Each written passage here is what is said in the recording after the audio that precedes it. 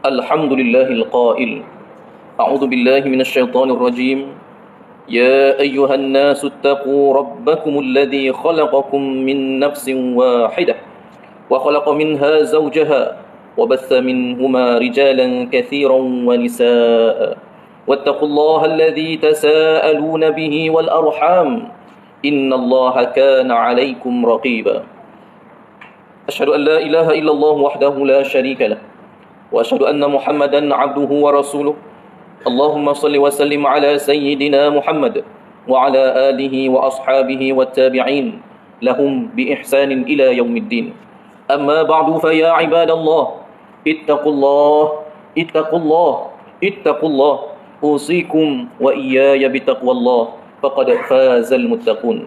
Sidang Jumaat yang dirahmati Allah, marilah kita meningkatkan ketakwaan kehadrat Allah Subhanahu wa taala dengan memperteguh iman serta amal soleh, melaksanakan segala perintah dengan hati yang ikhlas, meninggalkan segala larangannya dengan kesungguhan dan jiwa yang patuh, melazimkan sifat-sifat mahmudah yang dicintai Allah serta menjauhi sifat-sifat mazmumah yang dimurkainya. Mudah-mudahan kita dihimpunkan di hadapan Allah Subhanahu wa taala kelak dengan membawa qalbun salim, yakni hati yang sejahtera dan bekalan amal yang diterima. Mimbar pada hari ini akan memperdengarkan khutbah yang bertajuk Elakkan Perceraian. Manusia itu diciptakan berpasang-pasangan. Syariat Islam telah menetapkan pernikahan itu menghalalkan kehidupan antara lelaki dan perempuan secara bersamaan. Nikah itu merangkaikan rasa kasih sayang serta belas kasihan seperti yang difirmankan oleh Allah Subhanahu wa taala dalam surah Ar-Rum ayat yang ke-21. A'udzu billahi minasyaitonir rajim. Wa min ayatihi an khalaqa lakum min anfusikum azwaja litaskunu ilaiha wa ja'ala bainakum mawaddatan wa rahmah inna fi dzalika laayatin liqaumin yatafakkarun. Dan di antara tanda-tanda yang membuktikan kekuasaan dan rahmatnya, Dia menciptakan untukmu, wahai kaum lelaki, isteri-isteri daripada jenismu sendiri, agar kamu senang hati dan hidup mesra dengannya. Dan Dia menjadikan antara kamu, yakni suami isteri itu, rasa kasih dan sayang serta belas kasihan. Perceraian adalah lawan kepada pernikahan. Firman Allah dalam surah Al-Baqarah ayat ke-229. A'udzu billahi minasyaitonir rajim.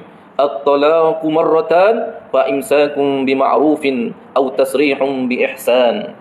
Talak yang boleh dirujuk semula itu ada dua. Setelah itu, suami boleh rujuk lagi dengan cara yang ma'ruf ataupun menceraikan dengan cara yang baik. Pernikahan itu menyatukan pasangan lelaki dan wanita, tetapi perceraian memisahkan antara mereka. Nikah amat digalakkan oleh syarak, sedangkan perceraian, yakni yang tanpa sebab dan musabab, yang munasabah, sangat tidak digalakkan. Kerana perceraian itu memberi banyak kesan yang tidak baik kepada pasangan, ahli keluarga serta masyarakat sekeliling. Perceraian boleh dibahagikan kepada dua jenis. Yang pertama, perceraian yang tidak wajar dilakukan atau yang tidak digalakkan. Yang kedua, perceraian yang wajar kerana keadaan yang tidak dapat dielakkan. Cerai tanpa sebab yang munasabah dihukumkan makruh, bahkan haram jika menyebabkan penganiayaan terhadap pasangan. Namun, cerai dihukumkan sunat bagi yang sudah tiada persefahaman, apatah lagi boleh menyebabkan mudarat jika tidak bercerai. Kadangkala hukum cerai itu boleh jadi wajib, sebagai contoh apabila pasangan tersalah bernikah dengan mahramnya sendiri, iaitu orang yang boleh bersah aurat dengannya ataupun yang haram dikahwini. Sidang Jumaat yang dimuliakan Allah, di negeri Perak ini terdapat 3,065 kes perceraian direkodkan pada tahun 2020. 2,865 berlaku pada tahun 2021. 3,210 kes pada tahun 2022.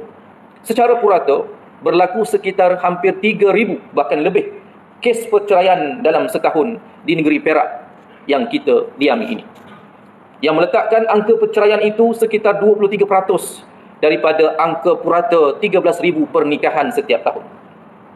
Angka perceraian yang semakin meningkat harus membimbangkan kita, kerana angka tersebut membayangkan rumah tangga dan institusi keluarga yang semakin rapuh keadaannya yang dialami oleh masyarakat sekeliling kita.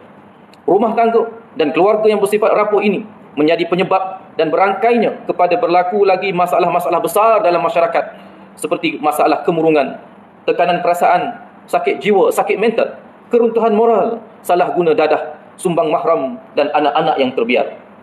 Perceraian juga membawa kesan perselisihan yang berpanjangan, terutama untuk menyelesaikan tuntutan-tuntutan setelah perceraian. Antara nafkah yang wajib ditunaikan oleh suami setelah berlakunya perceraian ialah nafkah iddah, iaitu makan minum, pakaian, kesihatan dan tempat tinggal kepada bekas isteri sehingga tamat iddah. Ini tidak termasuk nafkah mut'ah, iaitu sagu hati perkahwinan, serta isu hak penjagaan anak serta nafkah anak. Suami isteri juga berhak menuntut harta sepencarian, iaitu harta yang dibeli bersama-sama sewaktu perkahwinan. Semua tuntutan ini kebiasaannya memakan masa yang lama sebelum dapat diselesaikan kerana ramai yang memilih untuk mengabaikan tanggungjawab. Ada yang kalanya dipengaruhi oleh perasaan mahu membalas dendam, lanjutan kepada pertelingkahan yang berlaku. Para jemaah yang dirahmati Allah, khatib menasihatkan beberapa langkah yang wajar diberi perhatian untuk menjamin kerukunan rumah tangga kita demi mengelakkan berlakunya perceraian ini. Yang pertama, marilah kita kembali membetulkan niat untuk berkahwin. Bukan didorong keseronokan semata-mata, tetapi wajib memahami bahawa perkahwinan itu adalah suatu sunnah, suatu ibadah yang menjadi asas dalam pembinaan keluarga. Oleh itu, pasangan yang mahu berkahwin hendaklah memahami tanggungjawab sebagai suami ataupun isteri. Kemudiannya setelah itu menjadi bapa ataupun ibu. Pasangan perlu memiliki kematangan, kebijaksanaan, kesabaran mengurus rumah tangga. Yang kedua, pemilihan calon isteri begitu penting dan pemilihan calon suami juga begitu penting. Yang mana ianya hendaklah sesuai dengan saranan Nabi SAW, iaitu memilih pasangan itu berdasarkan keutamaan agamanya, dengan maksud orang yang mengamalkan ajaran agama Islam dalam kehidupan serta berakhlak yang mulia. Yang ketiga, setelah berlakunya perkahwinan, kehidupan berkeluarga itu mestilah diusahakan, belajarlah agar berlandaskan kepada nilai-nilai Islam sesuai dengan syarak, iaitu mengamalkan hidup yang sederhana, gaya hidup yang sederhana, berbelanja mengikut kemampuan dan pendapatan supaya tidak banyak berhutang, kerana hutang boleh menyebabkan berlaku tekanan hidup dan menjemput pula kepada berlakunya pertelingkahan dan perselisihan. Yang keempat, suami hendaklah bersungguh-sungguh menyediakan nafkah makan minum, tempat tinggal, pakaian, kesihatan, termasuklah nafkah batin, yakni nafkah menjaga emosi dan sebagainya, berupa pergaulan yang baik, kasih sayang, belas ihsan kepada pasangan. Suami hendaklah memahami letihnya isteri yang turut sama bekerja dalam menambah rezeki keluarga di samping menjaga urusan rumah tangga. Sama-samalah kita mengambil tanggungjawab melakukan kerja-kerja yang ada di rumah serta menjagalah anak itu dengan bersama-sama. Yang kelima, ketaatan isteri juga, ketaatan suami merupakan kunci penting kepada sebuah keluarga yang bahagia. Dengan erti kata, suami terlebih dahulu perlu taat kepada Allah Subhanahu wa taala, akan mendapatkan isteri yang taat kepadanya. Yang keenam, saling menghormati ibu bapa, bahkan ibu bapa mertua, keluarga, ipar duai. Dan setiap ahli keluarga ini juga, terutama yang lebih tua, perlulah berperanan sebagai ejen pendamai, membantu mengharmonikan hubungan antara suami dan isteri. Jangan pula menjadi seperti minyak yang disimbah ke dalam api. Yang ketujuh, mengutamakan kebajikan dan perasaan anak-anak, terutama yang masih berusia begitu muda, yang akan menghadapi gangguan fikiran dan tekanan emosi jika ibu bapa sering bertelagah, apatah lagi jika berakhir dengan perceraian. Sidang Jumaat yang dirahmati Allah, sebagai suami, jangan terlalu mudah ataupun ringan dalam melafazkan perkataan cerai, kerana mengikut kehendak hati dan perasaan. Jangan mudah terkena cabaran-cabaran kerana pihak sana biasanya menggunakan emosi. Tetapi Allah mengurniakan kepada lelaki fikiran, kematangan dan logik akal yang di hadapan. Maka jangan mudah untuk kita melafazkan lafaz cerai kerana impaknya sangat besar. Seksyen 47 Enakmen Keluarga Islam Negeri Perak menetapkan setiap perceraian hendaklah melalui proses permohonan di mahkamah syariah. Kegagalan mematuhinya, yakni dengan bercerai tanpa permohonan ke mahkamah, adalah kesalahan yang boleh dihukum denda RM3,000 atau penjara 2 tahun ataupun kedua-duanya sekali. Peraturan dan undang-undang ini digubal bertujuan untuk menyelamatkan perkahwinan dan mengurangkan berlakunya perceraian, terutama perceraian yang tidak wajar yang berlaku atas alasan yang remeh-temeh ataupun alasan yang tidak munasabah menurut syarak. Permohonan cerai di mahkamah membolehkan usaha perdamaian ataupun suluh itu dirintis.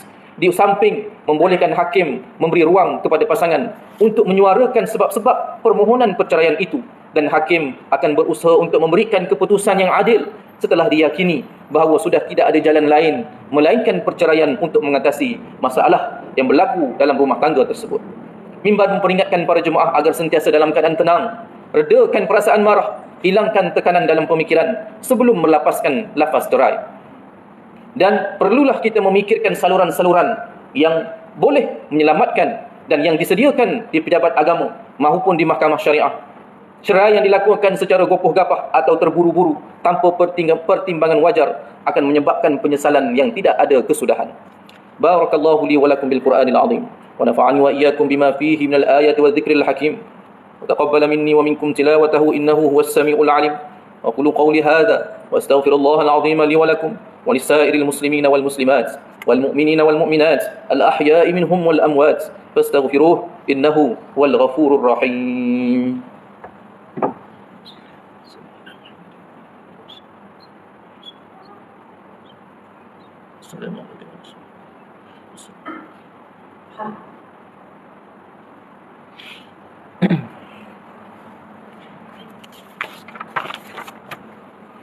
Alhamdulillah hamdan daiman abada.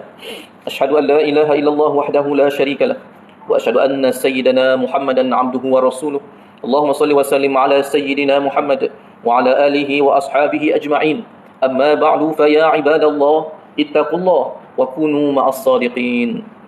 Kaum muslimin yang dirahmati Allah, mimbar ini tidak pernah jemu untuk menyeru para jemaah sekalian agar kita semua tetap berpegang teguh dengan akidah Islamiah yang berteraskan pegangan Ahlus Sunnah wal Jamaah yang merupakan warisan baginda Nabi sallallahu alaihi wasallam, para sahabat, para tabi'in, para salafus salih sehinggalah kepada kita pada hari ini. Marilah kita menjaga hubungan kita dengan Allah Subhanahu wa taala, hablum minallah, dan kita menjaga hubungan baik kita sesama manusia, hablum minan nas.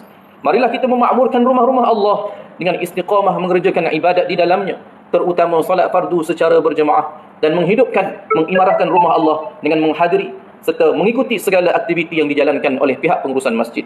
Marilah kita memperbanyakkan salam dan selawat kepada junjungan mulia Nabi Muhammad sallallahu alaihi wasallam.